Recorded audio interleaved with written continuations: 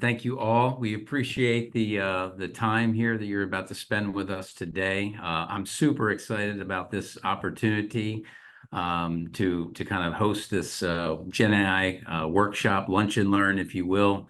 Like I say, we appreciate the time, and unlike many others, we're actually going to be talking about running GenAI on premises at scale, in production, in secure and governed environments, right? We at Cloudera are seeing a huge opportunity for our customers, and they are requiring the capability to run GenAI workloads both on-prem, in the cloud, at the edge. And we're excited to have our customer, longtime customer, OCBC, and more specifically, Adrien, who is Adrien, and I'm going to butcher his name a bit. I'll do my best. Chenailler, here with us today to talk about how their successes, their challenges, the opportunities that they're very advanced in the space, and OCBC being one of the longest established Singaporean bank back in 1932. They were formed through a merger of three regional banks. So amazing history here with OCBC at scale, 10,000 employees wide there. And the second largest, I believe, Adrien, the second largest financial services group in Southeast Asia, focusing on markets Singapore, Malaysia, Indonesia, and Greater China. But we will kick it off with Adrien kind of presenting, and then we'll follow up with a kind of roundtable with a few of our sales specialists and SMEs in this space. But huge, excited, Adrien, for you to join us. We appreciate you sharing with us and the team. This is for us to all learn, right, about your kind of journey, the successes, the challenges, things that you guys are looking forward in the future, given how advanced you are in this space. And many of our customers, as you know, Adrien, are in highly secure, regulated environments. And I'm not sure about you, but I get at least 2 or 3 letters around data breaches, around things like that sent to our house. The data security, data privacy, governance is so important in this day and age, especially with this space moving so fast, Adrien. And I know that's top of mind for you since you started this journey, is how do we protect not only your data, the customer's data. And we appreciate what you guys do for all of your customers and working with Cloudera to have a positive impact on your business. So Adrien, I know it's late for you, so thanks again for staying up so late, and I will turn over the floor to you. Thanks a lot, Brian. So I'm going to share my screen. Desktop 2. Share. Okay, I hope you can all see my slides. So as a means of introduction, I'm Adrien Chenailler, as we say in French. I'm head of data science for OCBC. OCBC is the second largest group in South Asia, banking group. It's 10,000 employees in Singapore, 30,000 employees in total. So quite a significant footprint. We are a leading organization. We are fully on-prem, and that's what makes it quite interesting for us. And we've embarked several years ago on a journey, which was the AI journey. And by this, it led us to obviously leverage a lot more on generative AI. We are fully on-prem. We do have an instance that is not on-prem, but we do not use it for our critical infrastructure and for critical operation that we can use it for generative AI. And obviously, we're very excited to share this with all of you today on how we managed to scale over the last couple of years our GenAI capabilities. Just for the background, we will start by some history of GenAI at OCBC. How has it been? It's been almost 2 years. That to say it's been an eternity, and it's only 2 years, but really a lot of things that were done. We'll try to share 2 examples of things we have built that are actually in production and used by some of them thousands of our employees, and that also lead to impact on our customers. And also some takeaway, and from a more technical standpoint, how did we do it? because many banks are asking us, like, how did this happen in such a regulated environment? And we do have a couple of hints, I guess, for how did we do it is just by not being a bank too much, but still being highly secured and fully on-prem. Generative AI, we started, like everyone, I guess, talking about it in 2023. And rather than starting, building some POC, we immediately looked what can we bring to the table in terms of like bringing impact. And obviously, 2023 is the year where, well, ChatGPT was released in November 2022. So you're looking at immediate impact. What can you do with a couple of LLMs? And at this time, they are still, it's not GPT-4, right? So it's still a bit more, let's say, shaky for some of them. But immediately, we can find value. We can find value in delivering things like OCBC Wingman, integrating it with every single of our programming platforms, IDs for our developers to get immediate value, 100% on-prem. Why? Because we do also handle code, and the code base is also quite sensitive, as a matter of fact, because vulnerability could be exposed to the public if it was to use a public service. We did develop very quickly Document AI, and obviously we kept improving it, starting just by reading more traditional, I would say, Word document to now very complex scan documents, scan PDF, Excel files, and anything you want to ask question to it. And OCBC Whisper for our contact center. And this was only during the first year, I tend to say. We have also implemented what is called our LLM cluster, and I will come back to it later on, which is the basis for what happened next. What happened next, 2024, a bit more advanced use cases, right? So we went ahead with more advanced RAG, advanced retrieval augmented generation, integrating things like hybrid search, and even we see today integrating things like complex agent workflow and orchestration of the queries, which was something that led to quite some impact for us. The second thing we did, and we're also going to talk about it today, investment summary for relationship managers. OCBC has multiple business, but actually we are a large retail bank, but the main businesses are not retail bank. They are business banking as well as private banking, because we are based in Singapore, and Singapore is quite, I think, famous for private banking. And we will show, how we can enable our relationship manager even better, thanks to generative AI in summarizing very complex and lengthy documents into very crispy talking points for our RM. And the last one that we are starting is really smart document processing with vision language model as well as agents. And 2024 has really been very important. We also fine-tuned vision language model and fine-tuned large language model this year. Many people are asking us, what's coming up next year? I mean, next year is really a continuation of this year. We are looking at customer-facing generative AI chatbot, which would be obviously a highly guardrailed model for the customer bot. We are finalizing actually the LLM-based 360 with contextual recommendation, where an LLM can talk to a machine learning recommendation system, which will be quite key for us to enable our frontliners even further. And obviously, we are looking at automating a lot of our operations in order to improve velocity and reduce our cost. And that's also something we're very much looking forward to. Okay, OCBC, how did we think about the building of our use cases? Our use case, we started by the bottom. We call it generic use cases, our universal assistant. The universal assistant, we build them, we build a platform for them, and then this is kind of done and dusted. And then we thought of role-specific copilots, how we call them. So we try to, in each function that the bank has, come up with what will be the key thing that could be enabled by generative AI. And we think really like in sales, what do you need when you are in sales in a bank? When you are a relationship manager, you want to talk to the customer. What do you say? What is the first thing you need to say to a customer to get a conversion? That's something, for instance, we try to enable. In operation, where would you like AI to have an important role in operation? It's obviously, how do you process things faster? How do you apply policies? And how do you make this kind of thing happen? And obviously, GenAI is able to understand document better, able to make some decisions autonomously, and therefore has a lot more power than previous AI that we used. Okay. I will now dive into one of the examples that we have seen, and I talked about it, the GenAI investment copilot.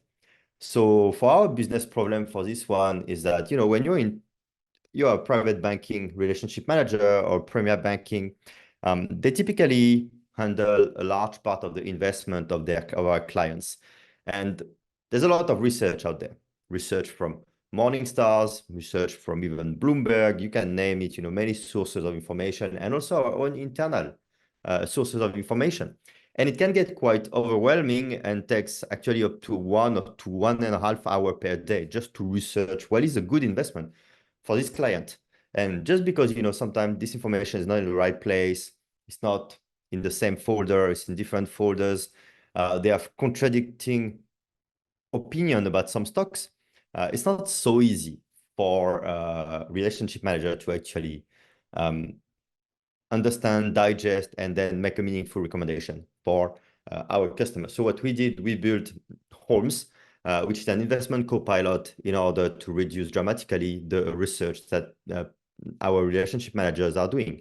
And what we do is that we take a lot of documents, place them into one of our database, vector database, obviously, which is the Elasticsearch.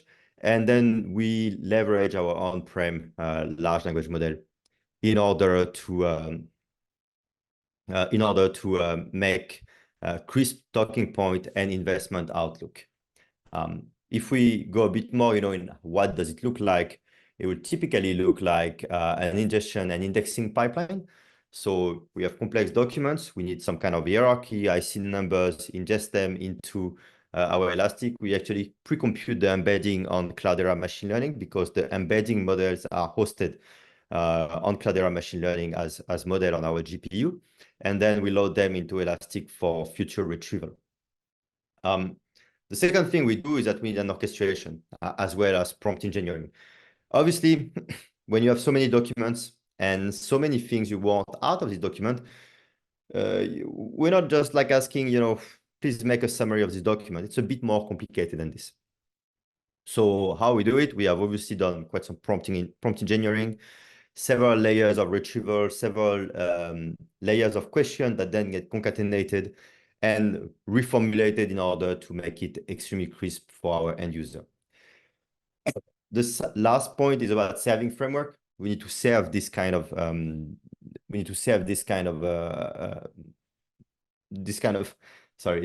have to serve the information we've just processed. And for this, we use a database. So this is not in real time. Why is that? Because every single stock requires you about 50 to 100 calls to a large language model. And therefore, if you were to arrive on the front end and click on it for 100 calls, you will have to wait a bit. Therefore, we pre-compute it. And also, all the information is there beforehand. So we do not need to have a real-time system. We can do it through a database and then expose it via some kind of data API, right? So that's something we have also built in-house. And everything runs on-prem from Elastic, Cloudera, Yugabyte, and Azure, all on-prem. If you go even more, into what happened there is that it's actually not so simple to do, even when you dive one level deeper, right? The content is fragmented. We have extremely complex PDF. So even if you say, you want to just ingest all the PDF documents, well, it's not like you will just have a single way to ingest the PDF document. You will need a bit more work in order to literally get good quality and good text. Then what we do, we obviously chunk the text and it leads to our embedding that we can pull in our Elastic. Everything is on-prem one more time. There's no data that goes outside. Why is it important in this use case? Because many documents here are actually kind of public documents, but there are also internal views about the stocks that are actually completely not public and not allowed for sharing. So that's really quite important for us to even do it like this. In terms of our tech stack, what do we use? For those who know a bit technical, we use a BG embedding, which are BG 1.5, which are embeddings that are pretty much close to state of the art. Maybe it's not exactly the state of the art, but it gets the job done for sure. And then we retrieve a top 20 chunk for each LLM query that we are doing. For the LLM, we use Llama 3.1 for this use case, which is the main LLM we use at OCBC.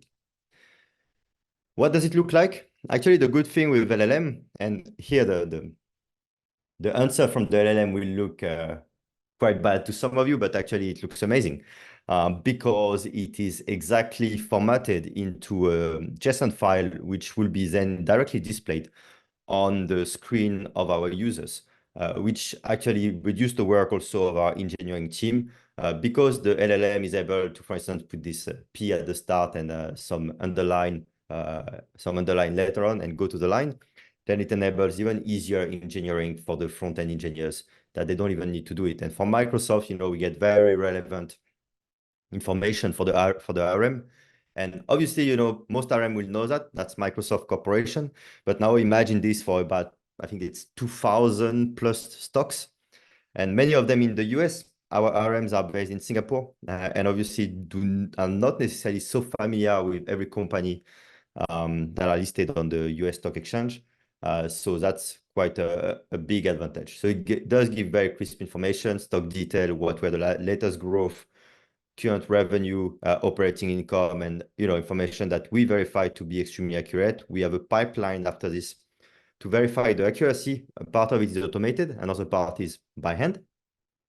And we have found an accuracy that is pretty much close to 98 to 99% so far, which is quite remarkable for a large language model, obviously. So that's something we're obviously very happy with. Yeah, this is the UI if you are interested how it will look like.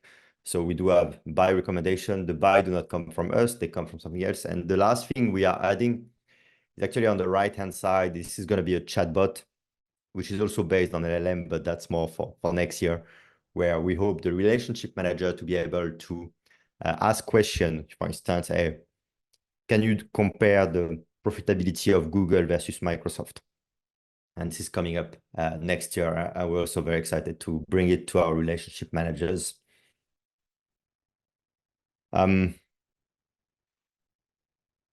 Okay, agent search. I will answer the infrastructure question later on, but agent search, we have a part on the infrastructure a bit later. Agent search, I will go a bit quickly. I think many banks have implemented a first retrieval augmented generation. And retrieval augmented generation is nothing else than just retrieve the right documents and then provide a nice sentence. In 2023, when we started the RAG, we actually leveraged on our first version of the chatbot. And the first version of the chatbot is the part that is labeled as 1, which was literally a question and answer module. You ask the business to write a lot of questions, a lot of answers. Probably, I think we had more than 10,000 question and answer pairs. And you check by similarity. So if someone is asking who is the CEO of OCBC, then you would just map it to a question by a cosine similarity, and then it's going to work. And the first thing we did, is that when you have such legacy and a strong base, I guess, you don't want to destroy it immediately because the first RAG you put in place might be a bit shaky. It's not perfect. So maybe you just want to use it for questions that cannot be answered by the first method, which was just a question and answer module. So if it was not similar enough, if you could not find a question for it, you just default to a RAG, which was based on Elasticsearch and Elasticsearch retrieval and a Llama model. At the time, it was only Llama 2. However, this is not really enough. When you think a bit further down the line, you don't get very crisp answers, and you would like to do a bit more with a smart assistant for your employees. And that's really something that we wanted to do. And how we started thinking of it is that you could think straight going into agent. However, you could think into orchestration. And what we thought of it is like, let's build an orchestrator.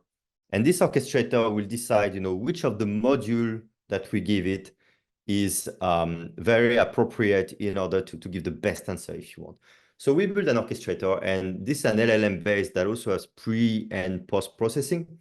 And it has a set of kind of tools, if you want, if you think in terms of agent framework. This is not an agent really, but quite close. That's how we think of it. How we think of it, we still have a Q&A module, because for some questions, it's actually better, it's faster, more reliable, especially when it's extremely factual. However, we also moved into an agentic RAG module, which is a bit more advanced than the one we had, but it takes a lot of time. So in order to do this, the orchestrator will decide, hey, this query is super complicated. Maybe we need to dive a bit deeper, and it will leverage an agentic RAG module. We also have some API-based queries that could be done by the orchestrator. What does it mean? It means it can crawl through the org chart. It can crawl through multiple acronyms that we use. It can crawl through a lot of different API. Now, I think we have finished the integration of almost 10 different API services in order to retrieve data. Retrieve data for many, many different things. Whether it's about retrieving the information in order to apply for the right system, or retrieving personal information from the HR system. We finalized such integration, which is very, very powerful, and actually not really based on this. And the last part, that we are working on is obviously, what about you want to do a web search now in order to find relevant information? And that's something we are also currently developing as we speak this one. Sorry, by the way, I cannot see the chat. I saw something, but what does it look like? And actually, now it looks like this, but the UI has just been refreshed as I made this slide, so it's not the new one. But if you ask, someone, what is the block leave policy? If you work for a bank, probably you know what's the block leave policy. It's also called compliance leave. And you will get, you will get an answer from the RAG system in that case. However, if you ask the next question and you don't want it to be related, it's not, it shouldn't be put into memory. And then the orchestrator is going to, on its own, know that this is not related. This is not a follow-up question, first of all. And second of all, this is not using the RAG. Why? Because who is the president of France is not an OCBC specific context. And therefore, the orchestrator will route this query directly to a straight query to the LLM, which in that case, who is the president of France? Obviously, it's Emmanuel Macron for this one. Sorry, I'm French if you have not realized, but. Okay. Should I pick up some questions now or wait for later? Yeah, feel free to ask to answer as we go. Go for it. Okay, I can answer some of the questions maybe because they are related to it. What is the whole inception to current date performance in terms of rate of return? So we are looking at utilization mainly because it's a productivity tool for us. We have done some real life A/B testing. We did see a noticeable reduction in the amount of time spent by relationship manager looking for information. We are finalizing the A/B testing for this. So literally to one group, we gave the tool, the other group, we did not give them the tool. And then we measure how much time they spent looking for the information with their computers.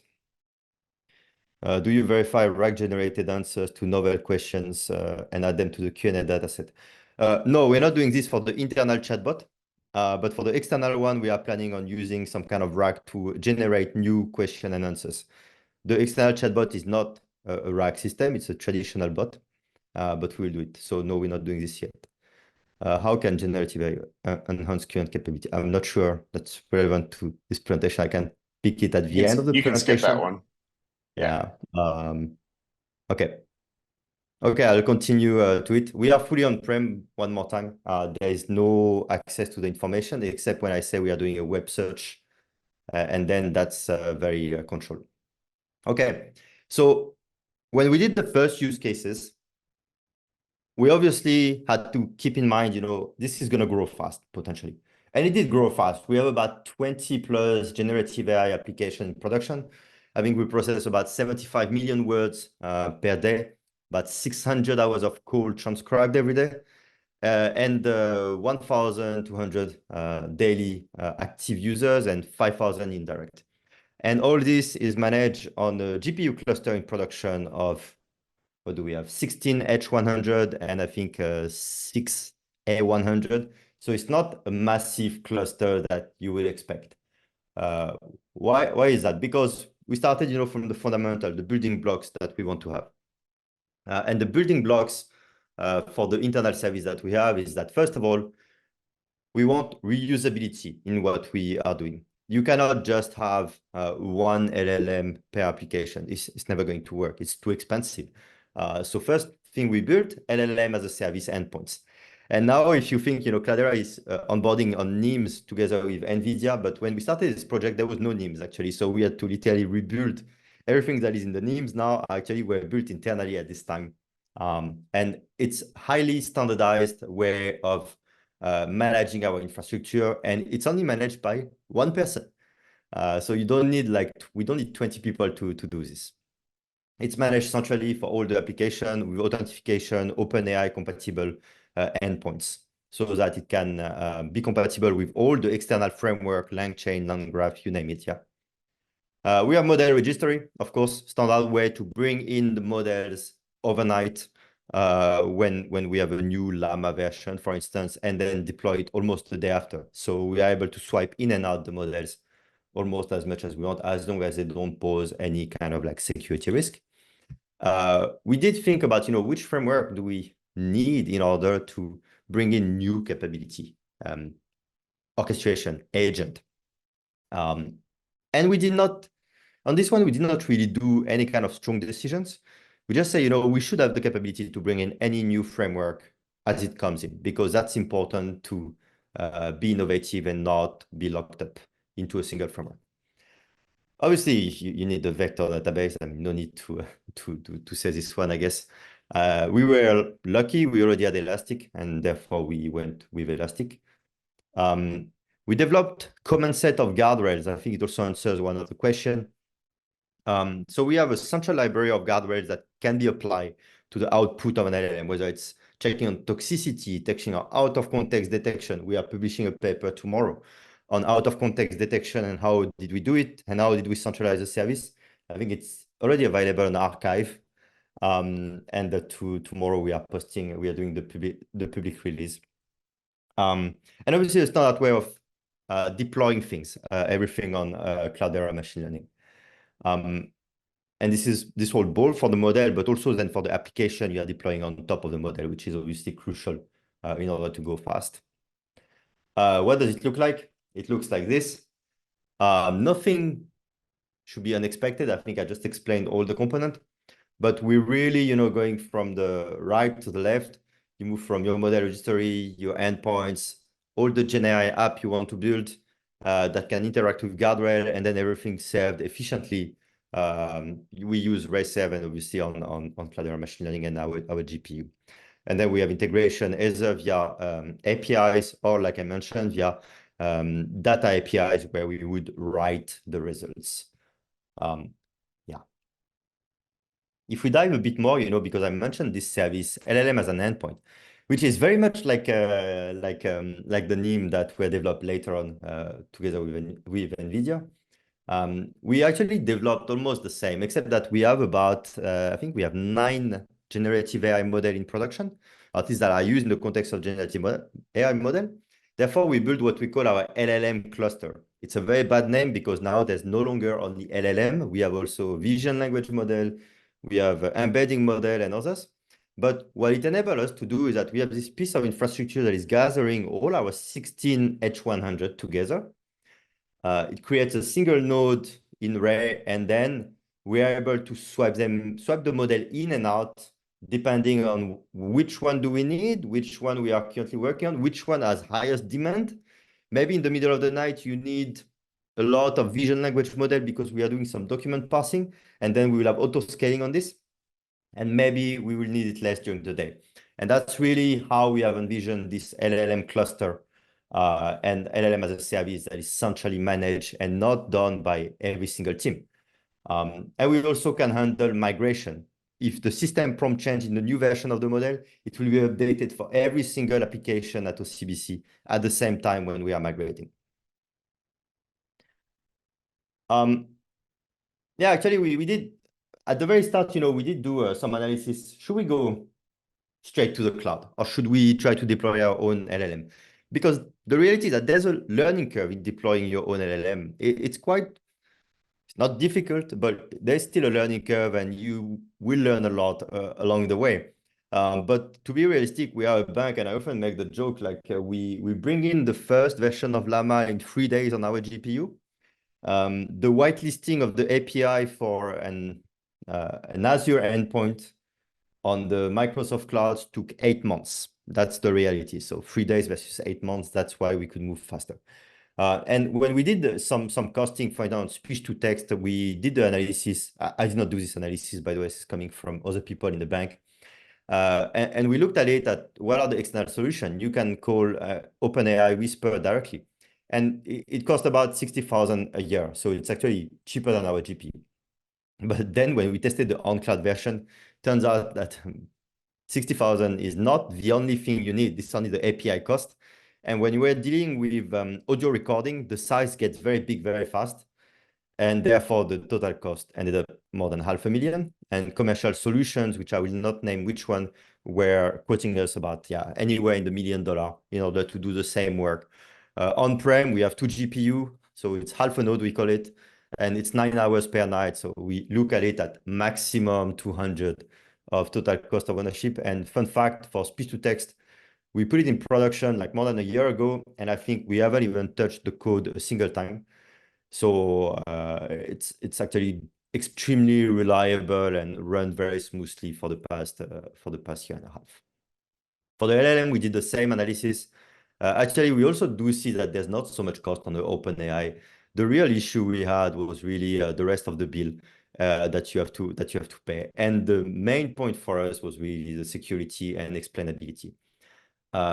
We had a very easy time to explain, why we used Llama and why it's actually not so different from any other model we could be building. We could easily show that we are hosting it on a hardened infrastructure, which does not even have access to the internet. The access to the internet is not done via Cloudera machine learning. It's actually done via, when we have it, it's done via other microservices, so that we do not even expose our CML or models to the internet so far. Which does help a lot for us. We also do see, something that is unexpected. When you're not calling just an API, staff learns a lot, and we do future-proof the bank. We are able to build GenAI application on our own GPU. And even if one day, we move to a closed solution that will be on the cloud, maybe, it's fine. We still know how to build GenAI solution. We've done it. We were probably the first in Singapore to do it, and we can already replicate it. We do think that the total cost of ownership of doing it in-house on our own GPU is actually a lot lower than doing it on other infrastructure. I will put a warning there. We started looking very recently into observability app, which are like, some company selling you observability for large language model, labeling also for large language model. And honestly, we were surprised by the price they wanted to charge us. So I would warn, that this framework are maybe not yet so mature, and we do not have a strong need for a super high accuracy. Actually, when we have such thing, observability is one example. We needed a lot of observability to explain the decision of certain complex reasoning of the large language model. And that's why we tried to go externally. And I did not get the budget approved, so we built it in-house, and it took 1 month. So in the end, sometimes you still have a strong incentive to actually do it yourself. For at least that's what we believe. And like I say, we build them in-house also because we don't know what's coming up in 6 months. Maybe in 6 months, whatever product we are bringing in is no longer relevant. So we better, build an iterative step. And at some point, when we are ready to commit to a certain framework or product, we can bring in such other capabilities at a more, let's say, enterprise grade level, I would call it. But as long as we don't need this, we do not see the point. And I think that's all for me today. Maybe should I take a couple of questions from the chat? Yeah, well, let's look and see, Adrien, if we've got any more questions that we want to jump into there. Chris, there's a couple that have been marked to be asked live, if you can see that there. Okay, yeah. So Adrien, what type of disaster plan do you have in place to, for a quick restoration of your LLM models? If there's okay, So LLM model and data, obviously data, we follow banks procedures. So there are multiple replication natively, and the second disaster recovery data center that is able to take over whenever the main one fails. For the LLMs, so we have multiple replicas of the LLM, and when some of them go down, we do not see a material impact on it. If there is a need, the LLM is also being deployed on disaster recovery at a much slower speed. Why? Because H100 sitting in disaster recovery mode is expensive. So we do have some capabilities to also postpone some jobs and only keep some live version, the interactive one. And some jobs will get postponed and have a more gracious degradation for this year. Okay, awesome. Is there, from Alex Becker, are you starting to look at any kind of energy efficient hardware to minimize your energy consumption for these training and inference? I would say the reality is I would lie if I say yes. No, the answer is no. The reality of this is that we did the computation of how much our GPU are consuming compared to the rest of the data center. We are 0.1%. So we are not very concerned about this. It's not we are not we are not training an entire LLM actually. We are just fine-tuning a couple of parameters. It takes 9 hours of GPUs. It's not requiring huge power consumption. Okay, awesome. Well, Adrien, I'm always so excited when I get to hear you or somebody else from OCB talk about the success you've had with AI in such a short time. Is there any blueprint or tips you'd like to share, or you could share with other organizations that are starting an AI program? I mean, I would say, very basic things, but first it start from the people that you have. How much are they enabled to build something almost from scratch? Do they have the right platform to build it? And this is very important. When I joined, we were just setting up the CI/CD, the continuous integration, continuous deployment to production. So we have a straight way to actually deploy code securely, very effectively in an automated manner. So that's really something that was already there. And when we leverage this, your AI program will go literally a lot faster because you can enable smart people, smart developers to build application and try something. You just have to identify the right business use case. And once we have this strong buy-in from the business, the developers, data scientists can actually go super fast. And yeah. Okay, awesome. Have these, so you have quite a few of these AI projects that are in production now. Have you gotten any feedback from your business users once they get their hands on it? What do they think of them? Yeah, of course, we do gather a lot of feedback on every single project. So obviously, every single project is different. So we get a different type of feedback. For a typical GenAI application, we will have obviously in-app feedback, I would say, where we can have thumbs up, some down, try to correct hallucination. We do have a way also that in the front end where they can directly correct and tell us this was not right. Then it comes back via some data pipeline, and we try to correct the situation as fast as possible. So obviously, yeah, we do collect a lot of user feedback. I think most of them are quite amazed and quite impressed by the latest capability when we show them, I see a question of vision language model, but when we show them, using a vision language model, we can extract all the key value pair from a complex over-the-counter derivative contract, which is 40 pages, and it can find you the right reference in the footnote number 43, page 22. That's quite impressive, I think, to most people, where it would have taken like me 25 minutes to find it. Awesome. Have you, and this, from, a few years ago, we had, well, I hate to call it traditional AI, but we are like legacy ML. But have the skill sets changed for you for what you need for AI projects as opposed to ML projects or the traditional AI? Yeah, actually, that's interesting. When I took over the data science of OCBC, 100% of the projects were like traditional ML, recommendation system, propensity, and this kind of thing. And now I have like almost 60% of my team that is doing GenAI. My team has not grown. Actually, I lost 2 headcounts, so my team is going down. Mhm. And we still try, to train people, get them the right mindset and the right tool. And in the end, I always have this joke that when we were doing ML, we were spending half our time cleaning data and trying to evaluate the model, and 5% of our time on the model. And now we still spend 5% of our time on the model, and the rest of the time we're trying to evaluate the output of generative AI. So it's a bit the same, just a bit Yeah. reverse. No, that's awesome. I mean, you get to, it's so much better use of your time, I think now, and it's more, more data integration, application development type activities you can get into there. Okay, I know it's late for you, but I got one final question. Is there anything you wish you knew, you know now that you wish you would have known before jumping into the, building AI projects?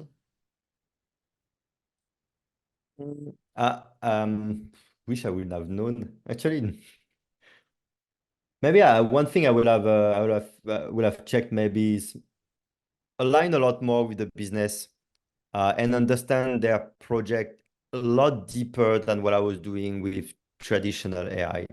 Yeah. Why is that? Because the transformational nature of GenAI is such that it can replace an entire process almost end to end. While in the past, when you put a recommendation engine, you are just replacing a small part in the app. It's tiny. Yeah. While actually you need to think even bigger. And that's something we are now doing a lot more. It's like you go there and you just ask them, what is the essence of your role? And then you try to think, how can an AI do the essence of this role or of this entire process, rather than just looking at the process piece by piece, how it was done, because this is just the second step. It's always now, I will have think bigger. 1 year back, I think I would have thought even bigger, because the evolution is fast of LLM. And we always say, my only KPI at this organization is stay 6 months ahead of the rest. So you have to think what's coming up in 6 months. So you have to think even bigger than what you used to think. Awesome. Awesome. Well, hey, thanks a lot, Adrien. I know it's late for you. We'll let you, we've got a couple more things that we're going to talk about here, but we'll let you go to bed. I know you've had a busy day speaking. So thanks a lot, Adrien. Thank you. Thank you, everyone, for coming. All right. Awesome. Okay, so now we're going to kind of go to the roundtable part of our presentation, or of our session today. And I've got a couple speakers here along with myself. I'm Chris Van Dyke. I'm one of the product managers for Cloudera's AI platform. With me today, I've got Priyank Patel, who's our GM of AI, or Enterprise AI at Cloudera. And then I've got Jake Bingston, who's our Global AI Solutions Director. So, Jake, I wanted to ask you, we heard a lot today from Adrien about some of the use cases happening in the banking industry. What other types of AI use cases are you hearing from some of your customers that you speak to in other industries? Yeah, thanks, Chris. It was great hearing from Adrien, and I think a lot of what he shared is pretty similar to what we're seeing in a lot of the other industries. Like a lot of the use cases at the start of generative AI, this real craze, it was all about very much these horizontal use cases. So it's things that could be replicated and useful kind of no matter what your industry was. If we look about like document analysis, every organization has documents. And so we certainly have seen a perpetuation of those horizontal use cases in lots of different areas. So there's like the knowledge-based co-pilot, there's the customer chatbots. A lot of industries have that. One thing that I think that we continue to see, and Adrien did talk about a little bit, is just the shift in, like when we started out, everyone was using just the largest large language model that they could get their hands on, right? Just kind of the assumption, bigger is better. But let's use what we can use. And what we've found over time is that people are starting to find better ways to be able to achieve these more specific tasks. So within each industry, there's more kind of specific use cases coming out that they're wanting to achieve. And they're realizing, I actually don't need this 400 billion parameter model to be able to achieve it, right? A lot of those parameters are wasted. I just kind of want to do this more very specific thing, and I want to do it very well. And what we found is that you can actually fine tune those. You can use smaller models, you can fine tune them, and you can achieve those tasks, these more specific tasks, at a better rate than just using that very large language model. So in tandem with that happening within each industry, whereas at the beginning everyone kind of thought that you have to work with these very large corporations that are hosting the largest large language models because it doesn't make sense to be able to run those on-prem within my own data center. But you saw OCBC talk about they're using just a couple of GPUs. They're using smaller models, have been fine-tuned. They're able to achieve the tasks that they need to achieve at a much lower price point. And that's very important because a lot of the use cases, you do need to bring in advanced methodologies like retrieval augmented generation, not just, and he talked about like the better ways to be able to do retrieval augmented generation. We see a continuation of new ways to be able to improve on the initial ways that these things are being done through use of like knowledge graph and other things.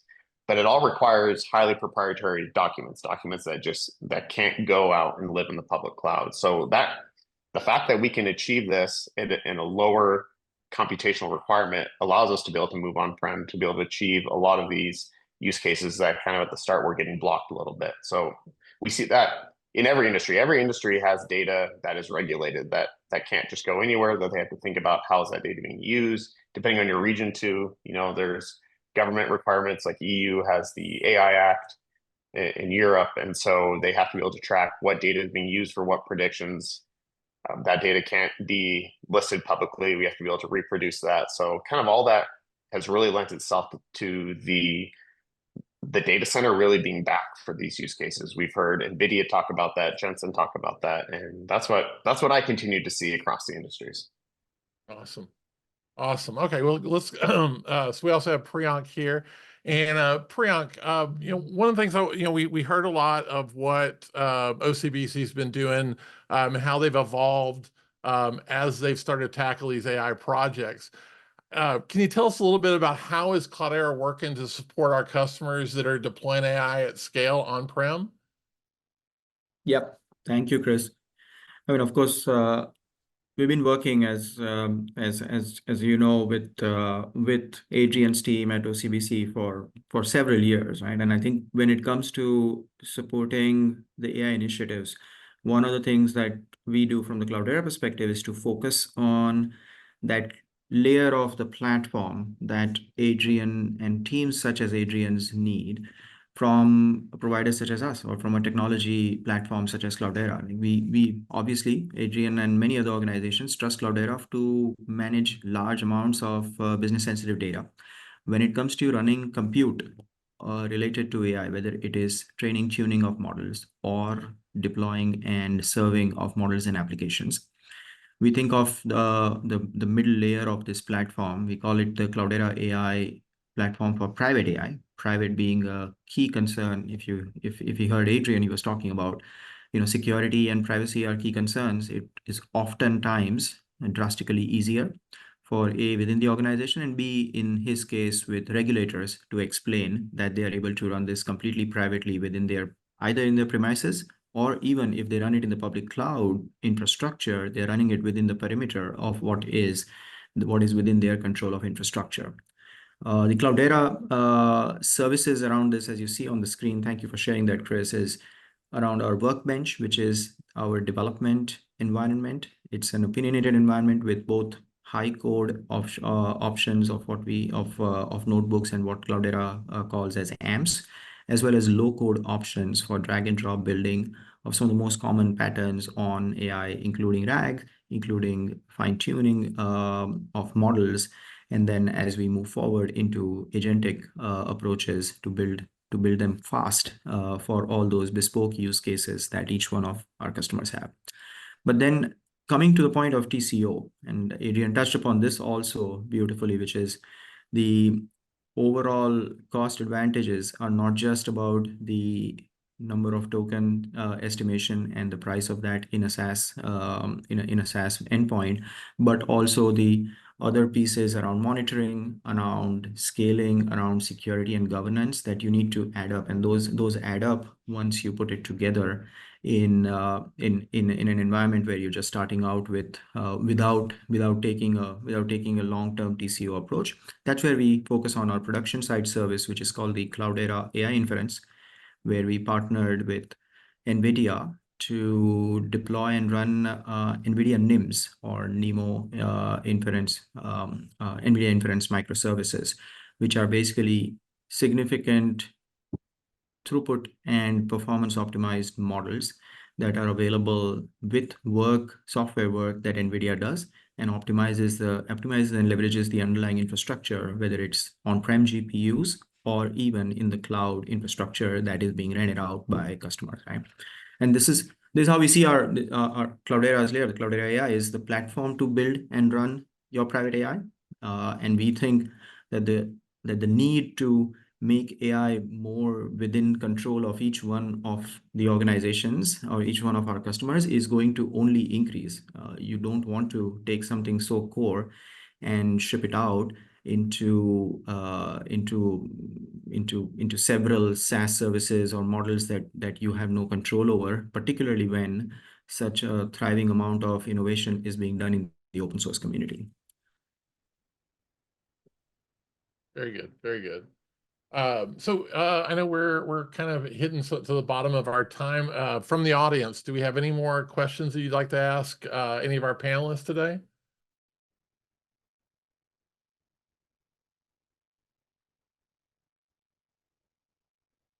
Okay.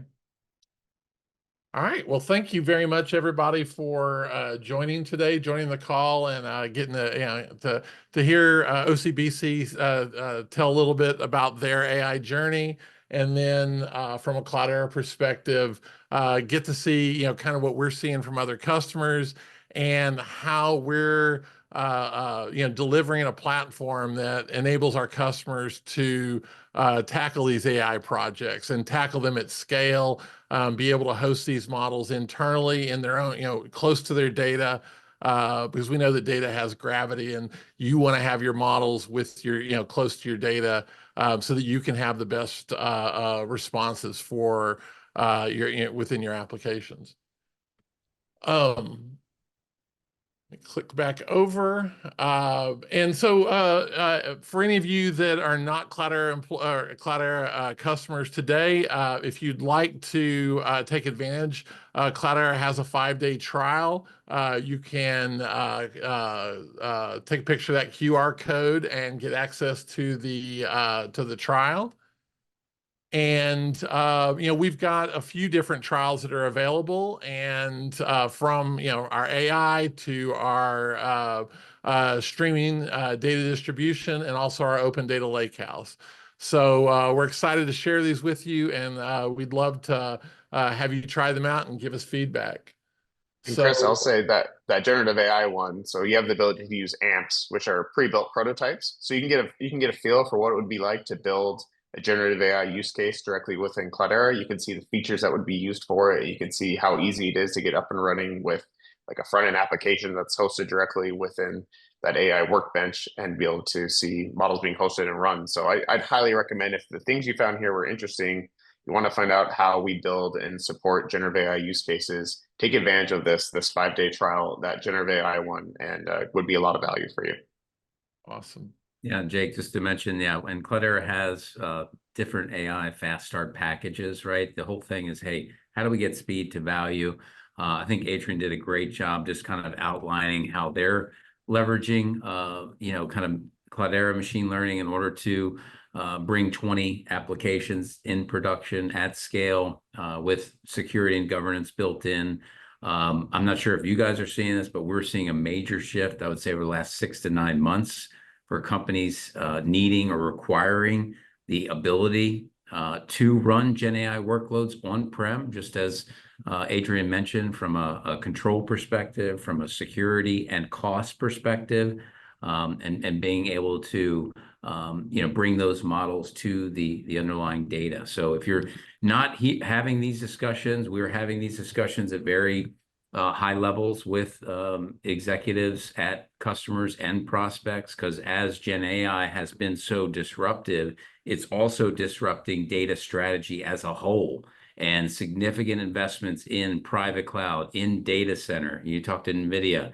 So there's tremendous opportunities going on here. And I think that's obviously part of the Cloudera advantage, is the ability to provide one platform, one unified platform that allows our customers to run GenAI workloads where they best see fit, whether it's control, security, governance costs. If you want to develop in the cloud, you have that ability to do that, run them in production on-prem. Also future proofing. So as things change, right? Data has a life cycle, models have a life cycle, may start out best in the cloud. You may need to be able to pivot back. But if you don't have that capability today, then you will need that. And if you're not having these discussions today, we believe you will be. We just got back from the Gartner conference there in Florida, and that was all the talk, right? How do we leverage, what type of investments are we making in data center to control security, costs, right? Bring models to the data. So we're happy to kind of talk to you about what we're seeing in the market, how we're addressing it, introduce you to customers like Adrien. He's also been great to kind of share, like, you should definitely follow him and his team, OCBC on LinkedIn. I mean, they post they are everywhere. They're extremely advanced. I know he couldn't go into everything that they're doing, but I just learned a lot from them and their posts. They're at a lot of webinars that they're hosting, so you can learn a lot. So we certainly appreciate your time. I don't know, Chris, Jake, or Priyank, if you have anything else before we wrap up, but really appreciate the time, and hopefully you took away something. And then please reach out to us and let us help your organization as well. Thank you all very much for being here today. And with that, we'll close out the webinar. Thanks a lot.